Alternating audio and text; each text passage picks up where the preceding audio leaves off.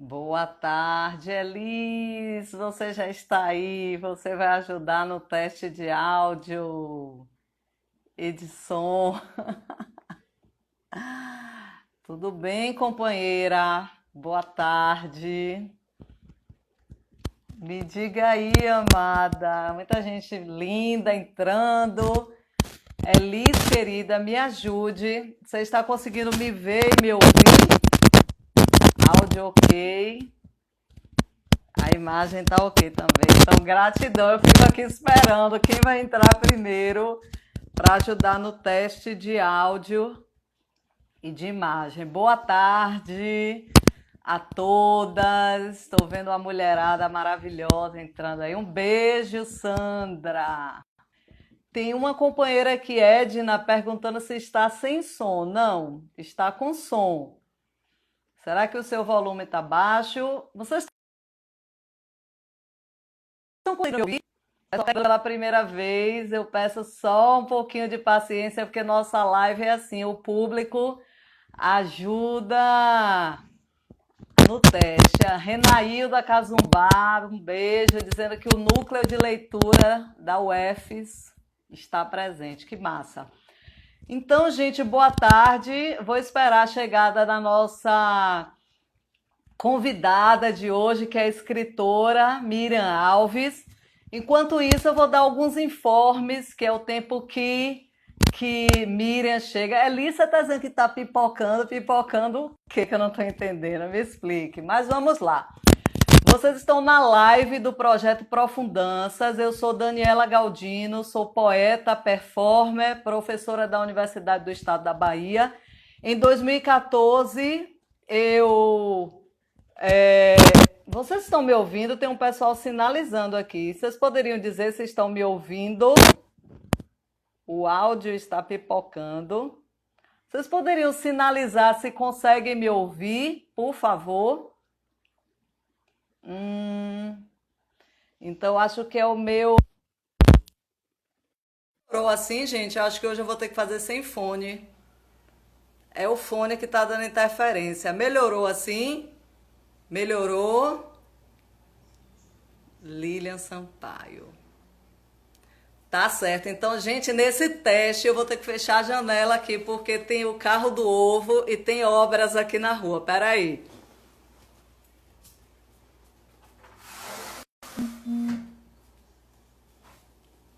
Pronto, então vamos lá.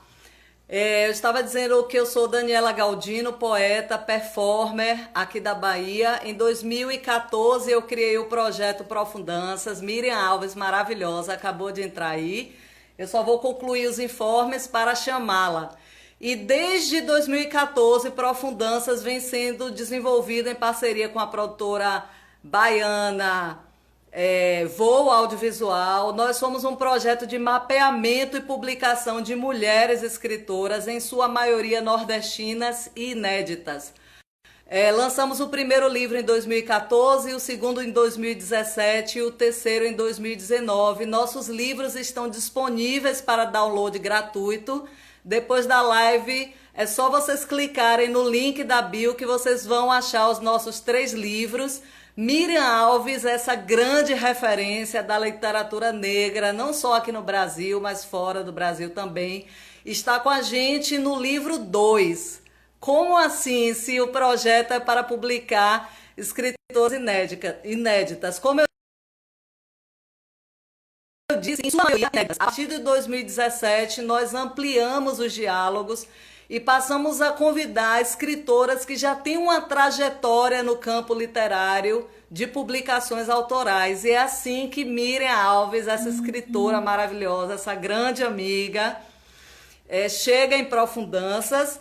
E nossas lives vêm sendo desenvolvidas desde abril, nesse período de pandemia. Toda terça e quinta temos live aqui. E aos finais de semana nós colocamos nossas lives no YouTube para alcançar um público maior que não tem acesso ao Instagram, ok? Então essa é a contextualização do nosso projeto e eu vou mandar já aqui o convite para a nossa maravilhosa, esperando ela aceitar o convite. Vamos conversar hoje com Miriam, essa mulher que tem quase 40 anos de carreira literária. Daqui a pouquinho, Miriam completa 4 décadas de atividade intensa no campo literário. Mandei o convite para ela, estou esperando só ela aceitar. Miriam, você que está aí ouvindo e assistindo, eu já mandei o convite aqui pelo Instagram, é só você aceitar. Pronto, já aceitou. E aí, mulher? Boa tarde a todos e a todas. É um prazer estar falando com vocês aqui de Maricá, onde eu estou confinada em quarentena. Vim terminar o meu livro Maréia, acabei escrevendo outro livro de contos que vai sair agora. E eu sou essa, né? Sou Miriam Alves, escritora de literatura negra, 68 anos bem vividos e aprontados, e é isso aí. E eu gostaria assim, de começar lendo um poema. Esse poema saiu em Caderno Negro número 5, e é um poema que está sempre comigo, eu gosto muito dele. É Fumaça. Estou a toque de máquina, corro louca, voo sul, a fumaça sou eu. Estou a toque de nada, vivo, ando, como a comida envenenada e o comido sou eu. Estou a toque de selva, os ferros torcidos, sacudidos dentro de uma marmita e a marmita sou eu. Nego, mas vivo dizendo sim a tudo que me dói na cabeça e o doído sou eu. Paro, mas estou sempre correndo, dói as pernas, os pés, e esse corpo é o meu. Amanhã me encontro acordada como a noite deixou. O insono sou eu. Indago, mas não estou escutando. A pergunta anda solta e ninguém explicou. A resposta sou eu. Ai, mulher, Estou a seu dispor, Daniela. Oi? Estou a seu dispor. Primeiro, eu quero começar agradecendo muito a você por aceitar o convite. A gente sabe que você está aí atarefadíssima, com muitos inscritos para dar conta, mas é uma gratidão imensa que você tenha conseguido reservar um pedacinho do seu tempo para conversar com a gente. A gente vai fazer esse bate-bola de pergunta e poesia, mas antes eu quero mandar um abraço para 2 projetos que estão assistindo a gente, que é o pessoal do projeto Escritoras Negras da Bahia. Um abraço aqui da Bahia com a Calila das Mercês e o pessoal do podcast Ressaca Poética, Miriam, que é uma linda, uma poeta, Daniela Bento, criou um podcast no interior de Sergipe, assim, sozinha, de forma independente. Uma maravilhosa. Maravilha. Vamos lá, primeira pergunta. Temos muito o que conversar. Então, como a gente estava falando na estante, né? Você estreou na literatura no início dos anos 80, atuou no coletivo Quilomboje, publicou nos Cadernos Negros várias vezes, e algumas décadas para cá você enveredou pelo voo solo, né? Na publicação autoral. Pensando no Brasil, como é que você, Miriam Alves, vê os avanços na difusão da literatura negra? Quais avanços que você percebe? Eu percebo, assim, bastante avanço. Eu sempre falo, sabe, Daniela? É bastante, mas é pouco, né? Eu fui entrevistada numa livraria em Pinheiros, do Alto Pinheiros e tal, e a dona da livraria estava muito emocionada de eu estar na livraria dela e tal. Aí chegou um determinado momento, ela fez uma pergunta parecida com a sua. O que você acha do boom da literatura negra? Então eu olhei, era uma livraria linda, sabe? Uma casa de sobrado, livros para todo lado, e no meio da livraria tinha uma mesa com 1 ou 2 dezenas de literatura negra. Eu cheguei perto da mesa e disse, boom vai ser quando uma livraria dessa aqui tiver todos autores negros. Isso aqui é um pedaço daquilo que vocês conseguem ver. Vocês não conseguem ver 4 décadas de atuação, trabalho, militância, fazer leitores. E aí eu comecei a fazer uma estatística, 42 mil livros de cadernos negros, aí você pega os livros de Lia Vieira, Miriam Alves, Semog, Edmilson, Cult, Oswaldo de Camargo, daí uns 100 mil livros, assim por baixo, se você pegar a produção solo de cada um. Nós fazemos um mercado, e aqui tem duas dezenas de livros. Não é bom, né? Então está tendo um avanço, mas o avanço ele é pequeno para tudo que tem, tudo que está por aí. Ainda ontem eu estava vendo uma live lá no Centro Cultural, não, da Livraria Africanidade de São Paulo, tinha uma das escritoras que tinha 5 livros publicados e um deles romance. Ela eu não conhecia, eu conhecia a outra. Então, assim, escritoras negras, e viajou, ganhou um prêmio para fora. Então, assim, essa visibilidade que nós estamos tendo na internet, mas ainda uma invisibilização do mercado que eu chamo de mercado dos brancos. Porque chamam a gente de bolha, mas a bolha já existe faz tempo. É isso, Daniela, senão eu me estendo muito. Tem uma questão também, tem até a pesquisa da Cidinha da Silva. Você está conseguindo me ouvir? Que baixou um pouco o volume aqui, mas você consegue me ouvir? Tem até a pesquisa da Cidinha que mais tem publicado a literatura negra no Brasil são as editoras especializadas em africanidades, né? Então, as grandes editoras que estão no mercado desde os anos 60, 70, não tem uma trajetória de publicar literatura negra. Eu não gosto de falar boom, não gosto de falar boom. Acho que boom fica uma linguagem muito do mercado também, né? Então, é algo que a gente precisa questionar. E fora isso também, Daniela, tem algumas coisas boas, e é boa, mas não é boa, acontecendo. Que é assim, tem uma das maiores editoras do Brasil, que é a Companhia das Letras, que está lançando o Carlos de Assunção, que está desde 1956. Antes eu tinha 4 anos quando o cara estava escrevendo, e assim, juntando toda a obra poética dele. Tem também agora a própria Companhia das Letras lançando toda a obra que está em cadernos de Carolina Maria de Jesus. E também Oswaldo de Camargo. Não estão editando tudo de Oswaldo de Camargo, mas 3 de seus livros, Carro do Êxito é um deles. Então, assim, existe uma preocupação, mas é uma preocupação de mercado. Eles não querem perder mercado. Então, eles já pegam pessoas que já têm uma história de vida, né? Literária, que tem assim, como é que fala o mercado tutorial? Tem 56% de chance de que haja o retorno, né? Aí, para você ver, a própria Conceição Evaristo, ela tem todo esse boom de Jabuti e tal, e ela não é publicada por uma grande editora, né? A Palas, uma média editora que a publicou, e ela tem toda uma visibilidade midiática, né? Então, é muito complicado essa história de mercado, boom, porque o avanço que eu gosto é o avanço que nós fizemos. Nós fizemos mercado, nós fizemos leitores, né?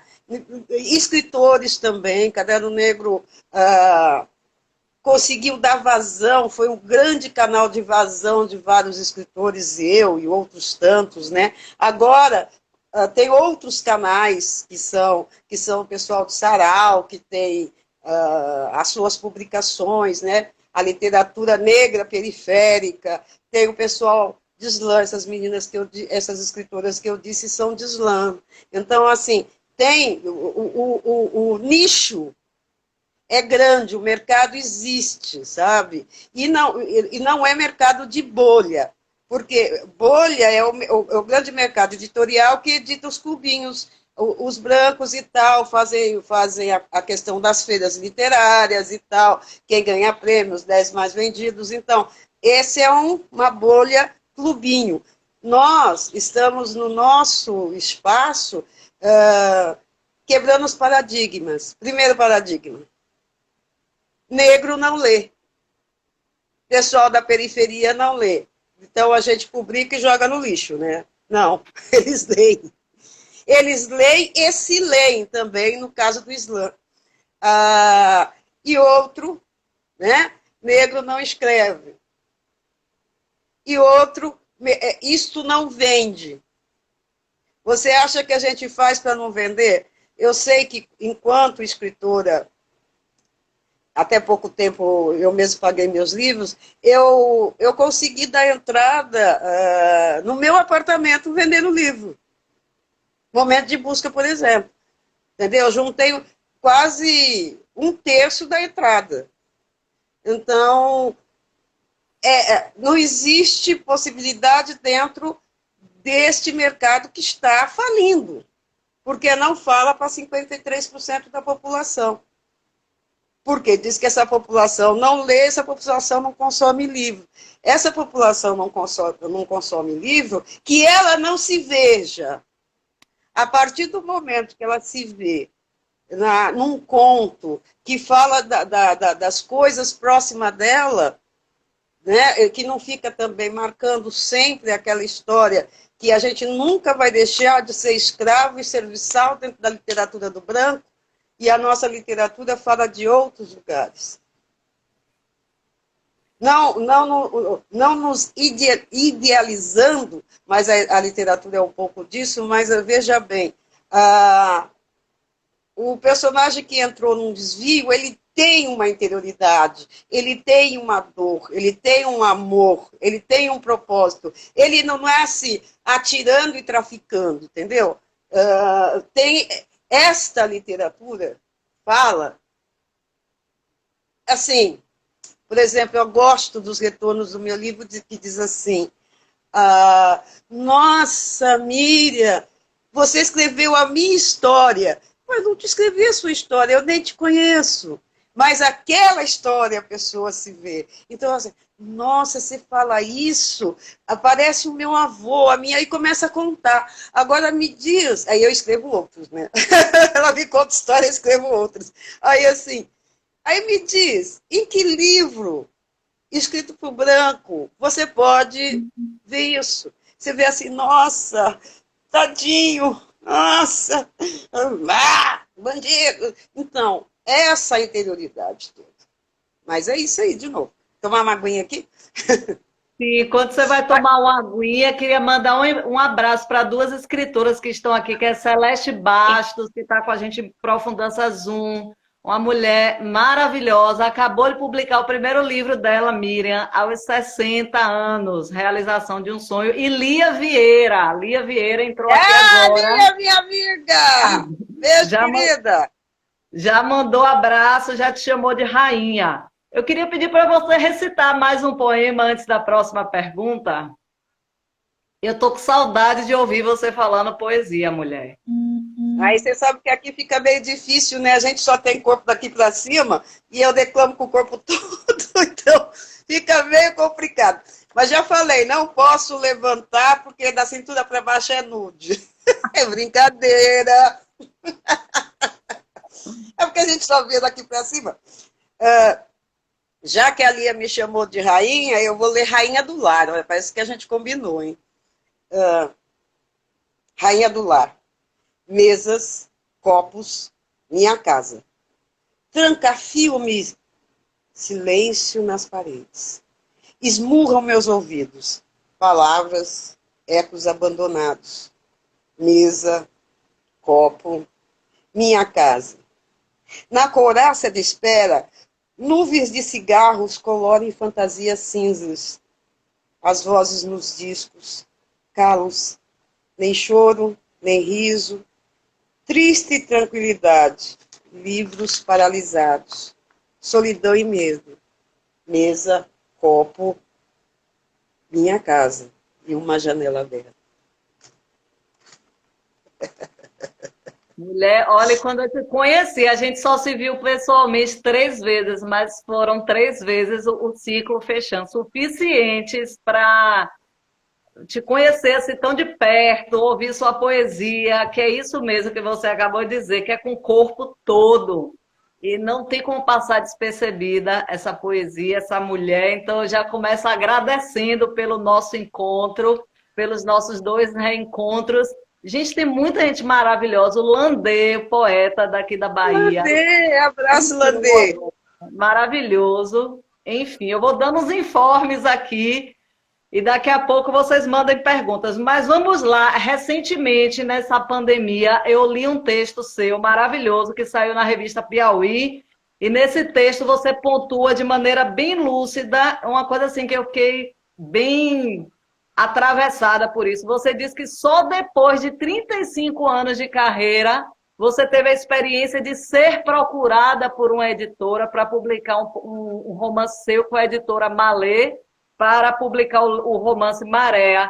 E aí eu fiquei pensando, quase 4 décadas em que marcou sua trajetória, bancar seus próprios livros e correr atrás dos meios que permitam alcançar leitores. Eu queria que você falasse um pouco sobre essas formas de exclusão que fazem com que só 35 anos depois você tenha sido procurada pela primeira vez por uma editora e não você procurar a editora.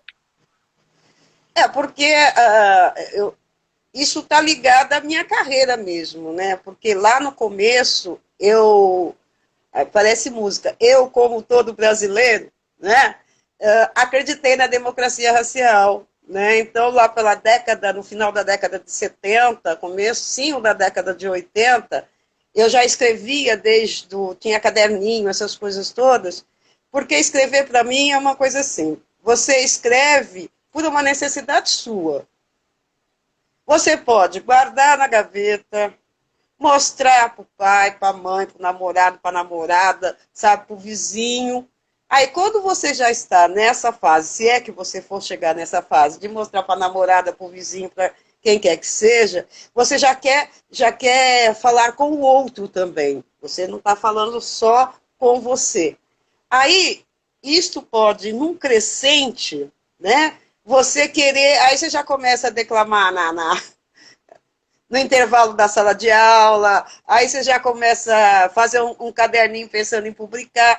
Eu segui esses processos, eu queria, tá tudo bem, meu sonho inconfessável de infância era querer ser escritora, eu sempre quis, não foi uma coisa que aconteceu. É uma coisa que eu achei que não era para mim, mas eu sempre sonhei. Tem gente que sonhava ser aeromoça, a Xuxa, eu sonhei ser escritora, uma coisa que podia acontecer ou não, né?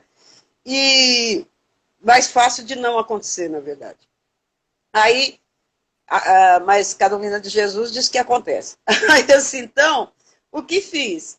Eu peguei o caderninho e tal e saí procurando, né? Eu tive algumas amigas que eu dava aula de serviço social na FMU, tinha algumas colegas de trabalho que disse, algumas não, duas, que disse, não, vamos publicar, meu marido tem uma gráfica e tal, aí ela se separou, meu livro não saiu, então tá.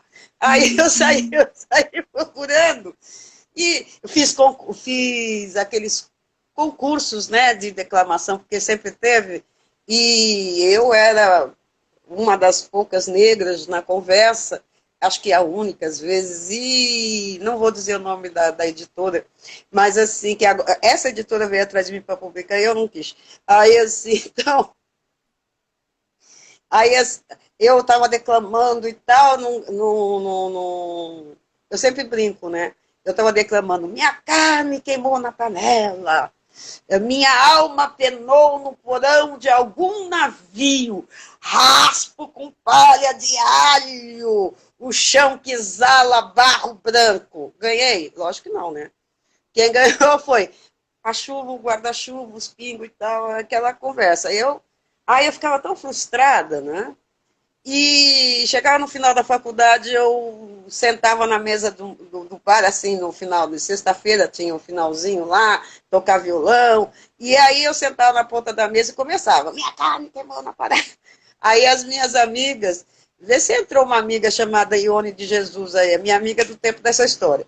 Aí, Vou assim, olhar então, aqui. aí elas falaram, Miriam, você fica declamando que não sei o quê, e a gente pegava os flyers, assim, passava pelo viaduto do Chá, que tinha aquela aglomeração de negro toda sexta-feira, a gente pegava os flyers, que agora está na internet, né? Mas a gente pegava e fazia, que chama card agora.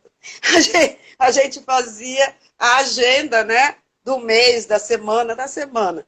E nesse flyer tinha o lançamento do livro Batuque de Tocaia do CUT, que foi lá na União Brasileira de Escritores, em São Paulo. Aí elas pegaram e falaram, não, você vai, porque você vive declamando, não, você vai. Aí tinha um amigo nosso, que era a fé de uma delas, disse assim, ele vai estar lá, então vamos. Então vamos. Aí chegou lá, aí assim, 100 negros batendo atabaque e declamando. E o poema do Carlos Assunção, o protesto, sempre acompanhando. Mesmo que voltem as costas à minha palavra de fogo, não pararei de gritar, não pararei. Senhores, eu vim ao mundo para protestar. Quem estava declamando era um poeta chamado Chicão. Aí eu falei aqui que eu quero ficar, e daquela vez eu não tinha levado o caderninho para não amolar minhas amigas. Aí eu fiquei com aquela coisa entupida toda, assim, né? E antes de eu chegar até aí, quando as pessoas devolviam meus poemas, dizendo que meu poema tinha muita pele, que não era poema, tinha muita pele, eu não conseguia entender. Até que eu vi que aqueles poemas também tinham muita pele. A nossa, né? Então, aí o que acontece? Aí eu grudei e participo do grupo Quilombojo, ia com eles para baixo, para cima, entrei no grupo, saí em Cadernos Negros 82, né? E aquele livrinho que eu andava percorrendo lá, que a minha amiga se separou, não saiu, é um momento de busca que já estava pronto, né? São poemas de adolescência até, e são poemas datados, porque eu tinha uma coisa comigo, né? Eu não escrevia diário. Então, cada um daqueles poemas, na época, agora mudou, mais ou menos, cada um daqueles poemas, ele me remetia a uma situação, é como se fosse um diário cifrado para mim, entendeu? Mas não é uma boa coisa colocar data, porque tem um poema que chama Ebulir Sexualmente, né? Você me pega e tal, aquelas coisas de adolescente, mais adolescente safadinha, e aí as pessoas liam, os homens liam assim, ebulindo sexualmente, 20 do coito, você estava ebulindo sexualmente, fica meio chato esse negócio. Mas é isso, Daniela. Não sei se eu respondi, que eu fui viajando aqui na maionese. E aí, quando eu cheguei com esse percurso todo no grupo Quilombojo, e aí eu fui aprendendo muita coisa, foi muito importante. Eu tive uma live com o Márcio com a Esmeralda, que a gente reviu várias posições, foi importante mesmo. E em 89 eu saio para uma carreira solo, mas na verdade é que eu tinha. A minha filha estava com 2, 3 anos e não dava mais para eu ficar salteando. A criança precisa de você por perto. E eu também fiquei doente e tal. Aí eu falei, isso é estresse. Movimento literário dá estresse, né? Aí assim, então, aí eu dei um tempo e entrei na carreira solo. Eu tinha feito, antes de dar um tempo, eu tinha feito uma antologia de mulheres chamada Enfim Nós, Final Loss, que tinha 40 mulheres e ninguém quis publicar, e aí eu entreguei para uma pesquisadora americana, para ela entrar de coautoria, né? Aí, aí saiu nos Estados Unidos e eu consegui, isso eu fiz uma pesquisa de 1 ano, 2 anos depois eu consegui publicar, mas não consegui achar mais as 40 mulheres para assinar as autorizações, então saiu pela metade, né? E aí, depois disso, eu realmente saí de cena um pouquinho, e sempre publicando em Caderno Negro, que eu acho que o Caderno Negro é um lugar muito importante para você exercitar, né? Porque todo mundo acha que o escritor nasce pronto. O escritor não nasce pronto. né? Isso é coisa de Hollywood. Escreveu, saiu, a editora achou, virou sucesso porque é rico. Isso é coisa de Hollywood. Aí, assim, então, não é bem assim. Existe todo um escrever, um exercício, um publicar, e nós, os negros, não temos muito essa oportunidade. Agora temos, com tudo que nós criamos, mas a gente não tinha essa oportunidade de exercitar isso, né? Porque negro não escreve, negro não lê. Então, aqueles exercícios que ficavam na gaveta, porque escrever, escrevo, mas eu não mostro, porque eu não posso ser a escritora. Ah, aí, aí, assim, então, o que acontece? Aí eu fui publicando e tal, aí o próximo que eu publico é a Mulher Matiz, que é um apanhado de contos que eu fiz de prosas que eu fiz em Caderno Negro durante 15 anos, né? E a Nandiala, a Isis da Nandiala, ela fez a proposta, né, de escrever um livro e ia ter um congresso em Brasília, e eu peguei e falei, boa oportunidade, juntei os contos, as prosas todas, fiz um livro, aí eu tive a chance de me ver num livro e falei, caramba, olha o que a gente faz, né? Eu não tinha percebido que tinha nisso, né? Que fica disperso. Aí a hora que você faz aqui, eu falei, pô, aí eu falei, muita violência, muita tristeza, muita dor. Tem amor também, mas nunca tem um final feliz. Aí eu falei, não, eu quero que meus personagens beijem na boca, sabe? Tenham um final feliz. E um dia eu conversando, fazendo uma autocrítica, mas uma autocrítica ao coletivo, com o Márcio, que organiza Caderno Negro, o filósofo Márcio Barbosa, eu estava aquela coisa, Miriam Alves, né? Pô, a gente só fala de dor, a gente não fala de outra coisa, Caderno Negro, não sei o quê, e não sei o quê. A minha filha disse que não vai ler Caderno Negro, porque só fala de dor. Aí, por que não tem? Aí ele virou para mim assim, por que você não faz? Simples, para de reclamar, você não é escritora, por que você não faz?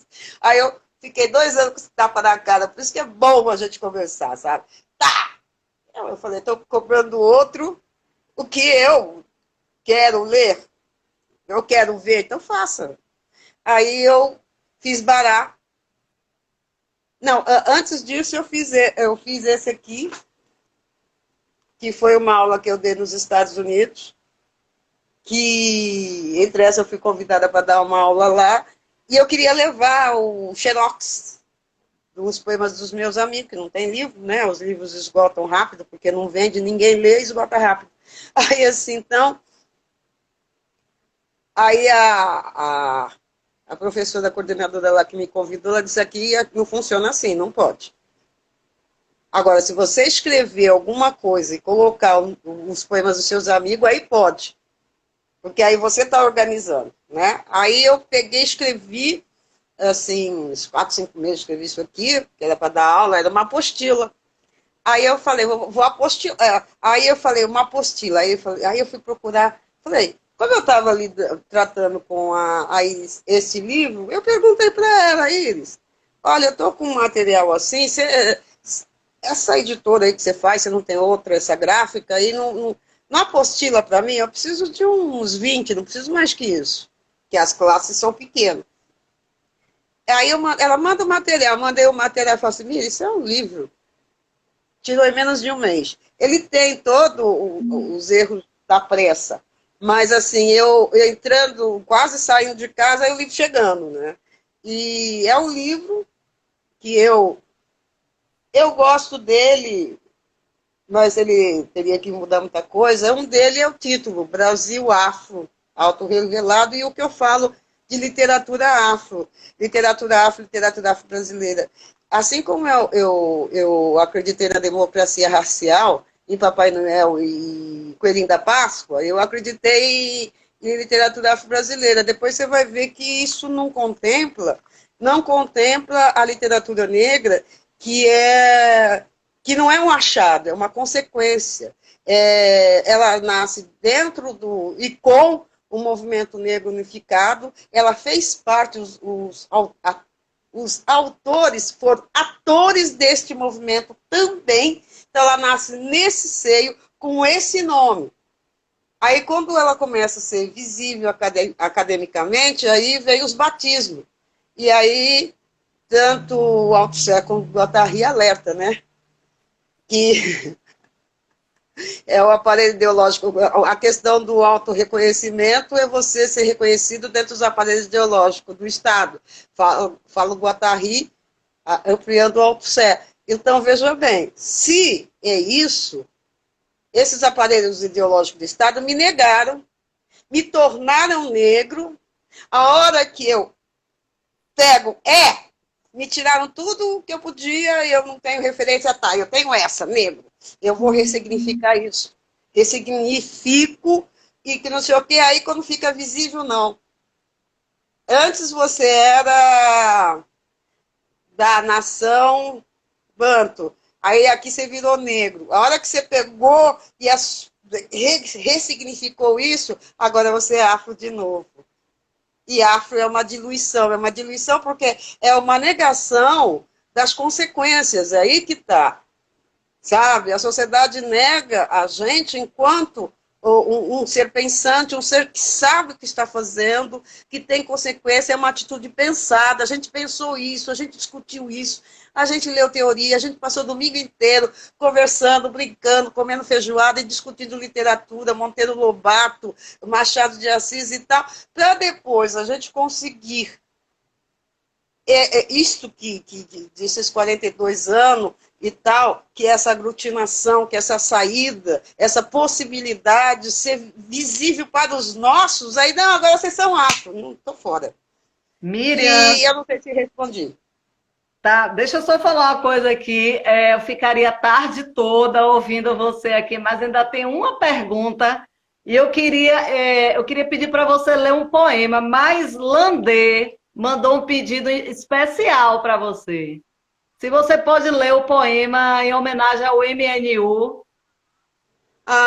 Fala pro Landê que eu sinto, que eu não estou com os meus livros aqui, eu não decoro, está na capa do MNU e está na contracapa, né, acho que é 20 anos, uma década de MNU, está na contracapa. Foi para mim, sabe, a melhor coisa que aconteceu.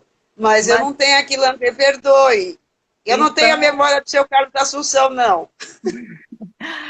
enquanto você está vendo então outro poema para ler, Já tá. eu quero ler dois comentários aqui. Dois comentários do próprio Landê, né? Ele disse que essa frase, seu poema tem muita pele, essa crítica racista muda a pele, mas ainda está Vivinha da Silva. Ele fez essa observação. O Landê também falou, é engraçado, ninguém lê a literatura negra e os livros esgotam. Por exemplo, o meu Mulher Matiz sumiu o meu exemplar, e eu, na live que você fez com o Odailton Alves, eu vi que o livro está esgotado, né? Então eu quero comprar outro exemplar e o livro está esgotado. Então, boa observação de Landê. Celeste Bastos, nossa poeta, falou uma coisa importante também. Ela disse que de todos os sonhos que ela tem, o único que não morreu foi o de ser poeta. Dona Celeste, ela estudou até a sexta série, passou anos no ofício de baiana de acarajé. Foi assim que eu a conheci, terceira geração de mulheres da família. E Miriam era o tacho de acarajé de um lado e o caderno de poesias do outro. Ela nunca parou de escrever. E agora, aos 60 anos, que ela publicou o primeiro livro dela, né? Uma escritora negra também. Mas vamos lá, o poema. Vi que o Tom Farias entrou aqui agora, só gente boa. Oi, Tom! Um abraço, querido. Nosso biógrafo de Carolina Maria de Jesus. Então vamos ao poema e depois eu tenho mais uma pergunta. Se o pessoal que está assistindo quiser fazer pergunta para Miriam, dá tempo de fazer. Estamos entrando quase na reta final, mas dá tempo. Já tem pergunta aqui, vou começar a anotar. Então vamos ao poema. Antes do poema, eu quero dizer para a senhora do acarajé que eu costumo dizer que o mercado, quando me enche muito o saco, eu falo assim, tem mercado eu não sou, mas eu sou por ancestralidade, assim, vim das baianas do acarajé, a gente criou e fez alforria vendendo acarajé, a gente tirou muita gente do chicote vendendo acarajé, isso não é poema, isso é minha brincadeira, a minha personagem que eu chamo para mandar quem me enche o saco daquele lugar. Aí eu vou ler um outro poema. Esse poema está aqui, que é um romance, aqui, que é um romance, mas as minhas personagens fazem poema. E eu tirei esse poema daqui, assinei com Miriam Alves e publiquei no Ruído Manifesto. E eu acho um poema bonito, eu posso dizer porque não é meu, é da minha personagem. Então, mas eu tive que assinar, porque era a Miriam Alves que estava mandando. Chama Criar Asas. E no livro ele não tem nome, mas para publicar eu pus. É o nome do capítulo. Na circular do tempo, o passado não volta. O passado traz de volta o que parecia perdido. A onda rolou na praia e voltou correndo ao mar. Não foi, não foi, não foi. Circula no tempo. A maré, a maré, a maré é mar. Circula no tempo, a maré é mar, voltará, voltará, o tempo é mar. Circula no tempo, memória é mar, e o tempo é.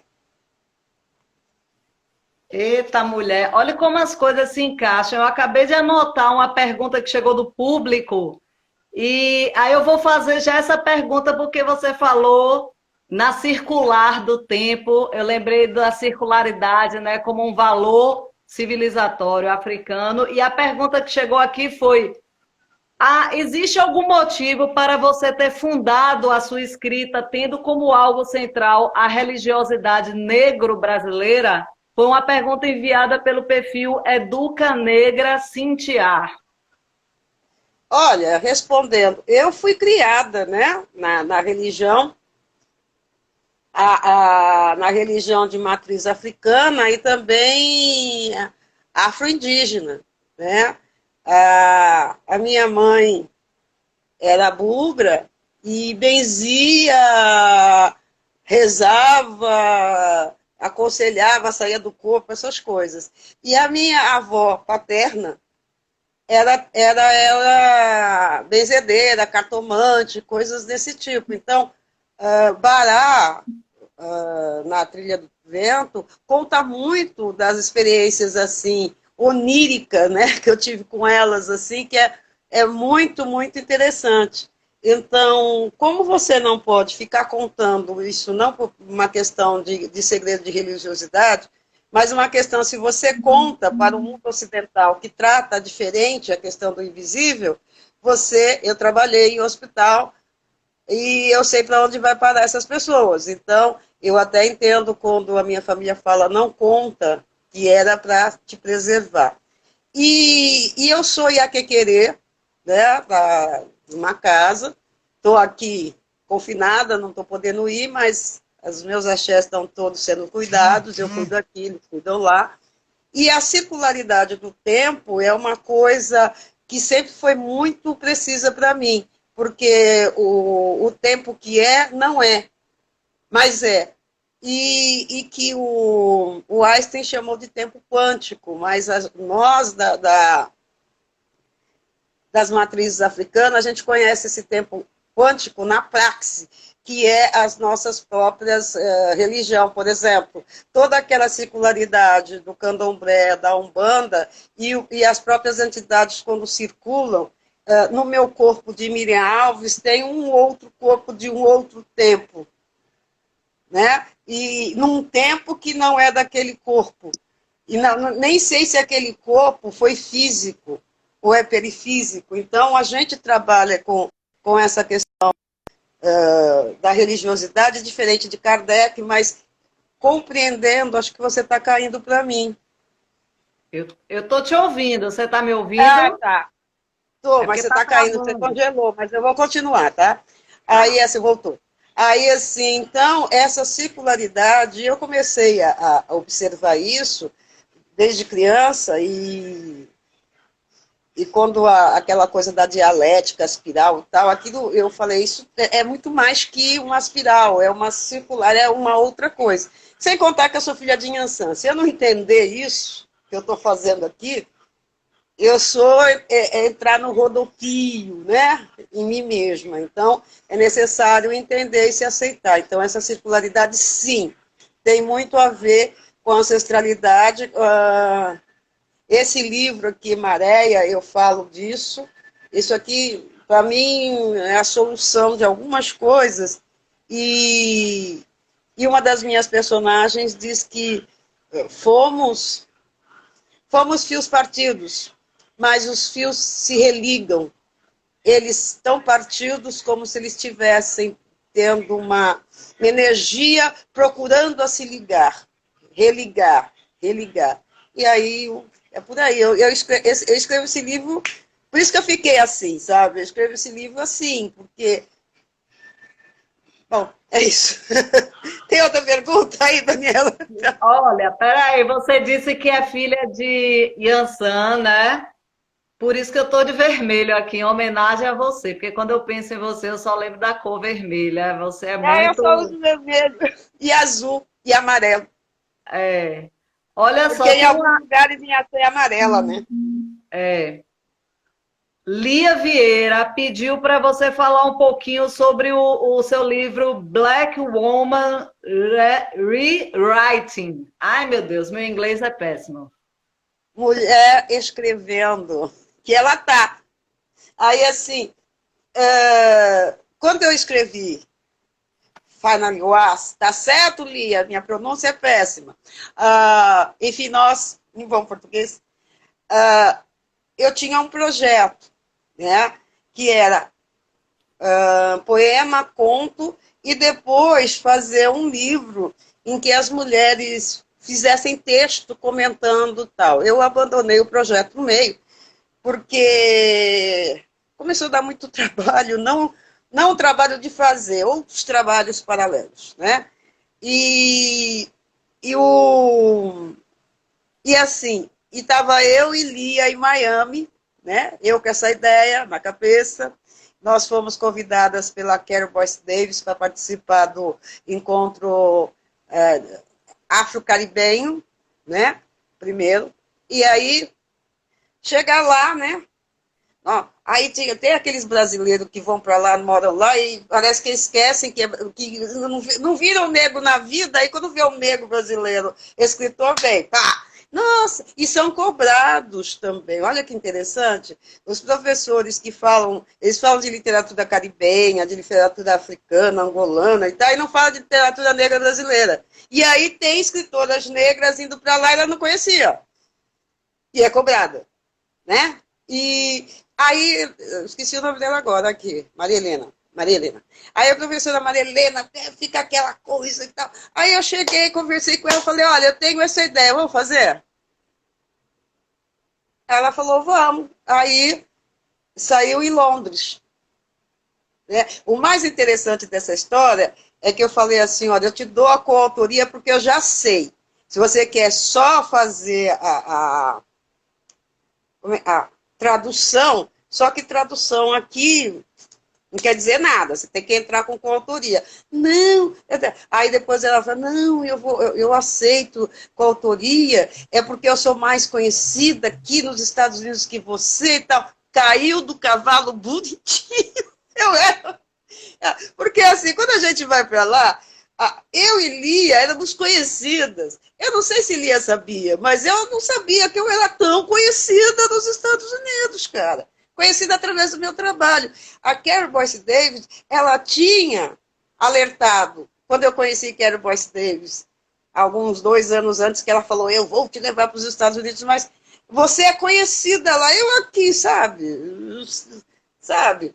Assistente social, indo para a feira, eu e o Oswaldo Camargo nos encontrando na feira do Lausanne, sabe? Você é conhecida, sabe? Aí, mas aí foi muito interessante. Aí saiu o livro, eu não estou com ele aqui para mostrar a capa, né? Mas eu também parei esse projeto. Aliás, foi por essas datas aí que eu fiz a opção de fazer a carreira solo, eu sou muito do coletivo, mas eu estava esquecendo de uma coisa. Escrever, né? Então, chega uma hora que a militância vai te absorvendo, você não escreve.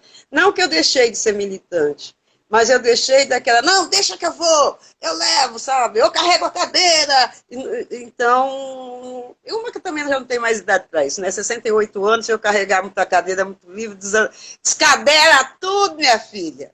Ai, Daniel. Miriam, a gente está faltando 10 minutinhos para terminar.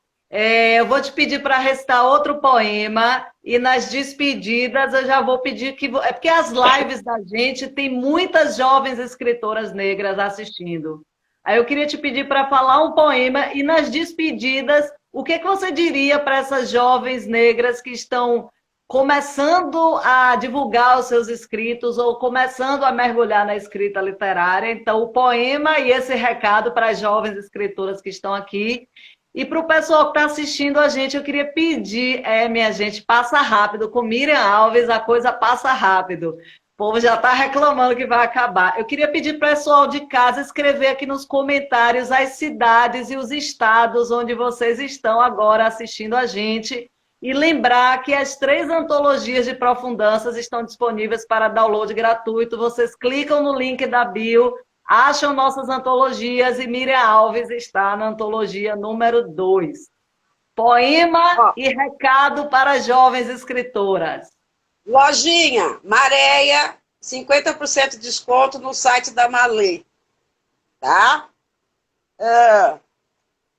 Conversando com Iris para a 2ª edição. E vamos lá, gotas. Mesmo que eu não saiba falar a língua dos anjos e dos homens, a chuva e o vento purificam a terra.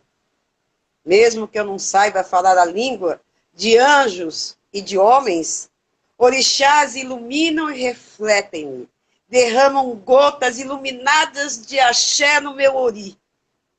Mesmo que eu não saiba falar a língua dos anjos e dos homens.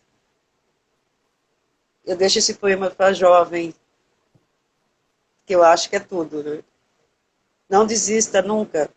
Só desista se você quiser. Se alguém disser para você, você não pode escrever um romance e você achar que pode, escreve. Você não pode escrever um conto e você achar que pode, escreva. Você não pode escrever uma crônica se você achar que pode, escreva. Nunca deixe ninguém mandar na sua escrita, porque é o lugar onde se pratica a liberdade. Boa tarde, Daniela. Mulher, eu tô... Mas tão emocionada que faz tempo que a gente não se vê, né? Tá. Faz tempo que a gente não se vê. E você tá falando, eu tô ficando com a cara assim, de besta. Nossos 3 encontros foram bombásticos, né? Ouro Preto, Uberlândia e Ilhéus. Inesquecíveis. Gratidão imensa por estar aqui com a gente, Miriam. Você é uma grande referência para a literatura negra, para esse mundo de leitores e leitoras que tem aumentado cada vez mais. Eu vou dizer aqui para você as cidades do povo que estava ouvindo a gente hoje. Muita gente de Salvador, Brasília, Feira de Santana, que tem o pessoal do núcleo de leitura lá, com a professora Carla Luzia, quero mandar um abraço, a professora Renailda também. Ilhéus, Itabuna, aqui na Bahia, Cachoeira, aqui na Bahia, Natal, no Rio Grande do Norte, Buenos Aires, na Argentina, Fortaleza, Teresina, Garanhuns, lá em Pernambuco. Teresina, Assunção Maria. São Paulo, São Gonçalo, no Rio de Janeiro, capital, Brumado, aqui na Bahia, Montes Claros, em Minas Gerais, Recife e Aldeia Camaragibe, em Recife. Belo Horizonte também. Então, eu aproveito para mandar um abraço para esse povo todo que assistiu a gente, convidar vocês a clicarem aí no link da bio para achar nossas 3 antologias literárias e fotográficas de Profundanças, para download gratuito. Toda terça e sexta nós estamos fazendo lives com as mulheres que estão nessas antologias. Faltam 5 minutinhos, dá tempo de você deixar um poema ou palavras inconclusivas. Eu tinha selecionado outro poema aqui, ó, mas ele desapareceu aqui na bagunça que eu acabei fazendo. Eu vou... Como eu disse que as minhas personagens, elas são poetas e elas também fazem provérbios, igual a Carolina fazia. Então eu vou deixar um provérbio de Dona Maria Doroteia Nunes Santos, mais conhecida como Vodeia, a ideia. Então aí... é a última palavra, a palavra final, porque depois, se você não apagar, eu apago, porque eu estou caindo de emoção aqui. Estou louca por uma cerveja. O que se deseja é mais forte quando se crê na capacidade de mudar uma realidade. Maria Doroteia Nunes Santos, matriarca da família Nunes Santos. Vodeia, a ideia. Gratidão, mulher. Tomara que tudo isso passe, a gente sabe que vai passar, e a gente possa se reencontrar para uma aglomeração etílica e poética. Saudades. Só que eu bebo, hein? Você vai ter que me carregar, hein? Você que vai ter que me carregar. A gente se carrega. A gente se carrega como em Ouro Preto e Uberlândia. Gratidão, um abraço imenso, saudade de você. Se cuida. Muito obrigada pela live, muito emocionante. E o pessoal que quiser comprar o seu livro Maréia, repete aí só, por favor, como é que o pessoal faz? Maréia, entra no site da Malê e vai estar por 50%, que está em oferta, né? E dá mais ou menos uns 20 reais por aí. Olha, tá de graça. Eu ainda não tenho esse, mas vou fazer o pedido. Aproveito para mandar um beijo para Wagner Amaro, da editora Malê, que foi na live dele que eu conheci Lia Vieira, a poeta que está aqui. Então, são muitos encontros. Então, um beijo. Agora a gente vai terminar. Se cuida e vamos nos falando. Gratidão pela live, viu? Linda. Se terminar, Instagram corta. Um beijo, se cuida. Beijo, querida. Fica com Deus. Estou saindo.